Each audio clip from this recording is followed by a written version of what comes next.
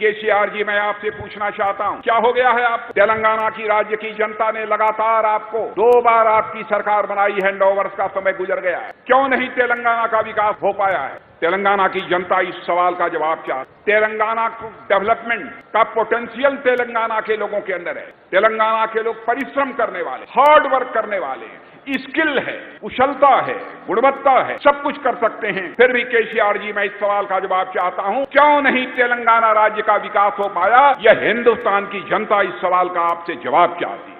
मैं जानना चाहता हूं, जनता ने आपको मुख्यमंत्री बनाया था, आपके परिवार को मुख्यमंत्री नहीं बनाया था। मैं परिवार के किसी सदस्य के ऊपर आरोप नहीं लगाना चाहता। आपके बेटे बेटी, हम सब लोगों के बेटी बेटी हैं, सभी का हम सम्मान करना चाहते हैं, लेकिन सरकार आपको चलानी, पूरा परिवार ही सरकार चला रहा है। तेलंगाना की जनता की उपेक्षा हो रही और केसीआर की हुकूमत में एब्यूज ऑफ पावर, यानी सत्ता का दुरुपयोग हो रहा है और साथ ही साथ करप्शन तेजी के साथ बढ़ रहा है। केसीआर जी, आप ये कहते हैं कि हमारे यहाँ कोई करप्शन नहीं है, लेकिन मैं कहना चाहता हूं कि आज आपके परिवार के करप्शन की चर्चा केवल तेलंगाना तक, हैदराबाद तक ही सीमित नहीं है, बल्कि उसकी चर्चा दिल्ली तक पहुंच गई है। और केसीआर जी, आप भी सच्चाई को जानते हैं, बिना आग के धुआं नहीं उठता है।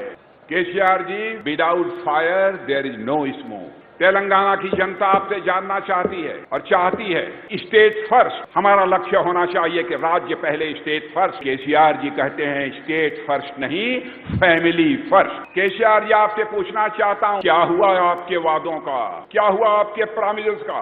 आपने प्रॉमिस किया था, आऊंगा तो हर नौजवान को मैं एम्प्लॉयमेंट दूंगा, रोजगार दूंगा। मैं आप जवानों से पूछना चाहता हूं, आपको एम्प्लॉयमेंट मिल गया है कि नहीं मिल गया है? हाथ उठाकर बतलाओ, मिला है कि नहीं मिला?